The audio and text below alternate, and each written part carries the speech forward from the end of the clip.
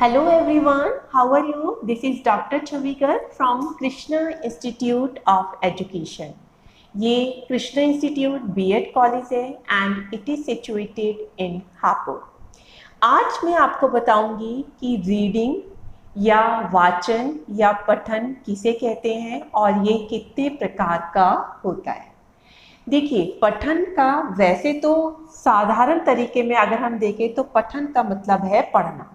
अगर आप कोई पुस्तक सिंपली पढ़ रहे हैं तो वो कहलाता है आपका पठन। लेकिन अगर हम इसका बिल्कुल कॉन्क्रीट मीनिंग देखें, भाषा शिक्षण के हिसाब से इसका मीनिंग देखें, तो पठन का अर्थ सिर्फ पढ़ना ही नहीं होता, बल्कि पढ़ के उसके अर्थ को समझना ही पाठन, पठन, वाचन या रीडिंग कहलाता है। अगर किसी ने हमारे को कोई वाक्य बोला, हमने उसको रिपीट किया, लेकिन हमें उसका जो है मीनिंग समझ नहीं आया, तो वो पठन नहीं होगा। अगर हमने किसी पुस्तक को पढ़ रहे हैं, लेकिन पढ़ के अगर हमें उसके अर्थों को समझ नहीं आता है, तो इसका मतलब वो पठन नहीं है। तो पठन का क्या मतलब है कि जब से जैसे हम पढ़ते हैं वैसे वैसे हमें उसका मीनिंग भी पता चलता रहता है, तो इसी को रीडिंग कहते हैं। अब ये जो पठन है ये दो तरीके का होता है, एक लाउड रीडिंग और एक आपकी साइलेंट रीडिंग। आपने देखो छोटी कक्षाओं में देखा होगा कि जब भी टीचर हमें हिस्ट्री पढ़ाती है या ज्योग्राफी पढ़ाती है, तो वो हर बच्चे को बारी बारी से खड़ा करती है और कहती है कि आप एक एक पैराग्राफ हर बच्चा पढ़ेगा। तो बच्चा कैसे पढ़ता है? वो मन मन में नहीं पढ़ता है, वो तेज तेज पढ़ता है ताकि सारे बच्चों को सुनाई दे कि वो बच्चा क्या पढ़ रहा है।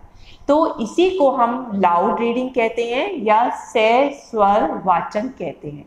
इट मीन्स जब पढ़ने के साथ साथ हम उसे बोलते भी हैं और इस तरीके से बोलते हैं ताकि वो दूसरों को भी सुनाई दे, तो उसको हम लाउड रीडिंग बोलते हैं।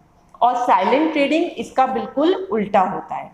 अगर हम उसमें बोलते नहीं हैं, सिर्फ शांत रहकर अपने मन ही मन में किसी चीज़ को पढ़ते हैं, तो उसे साइलेंट रीडिंग कहते हैं।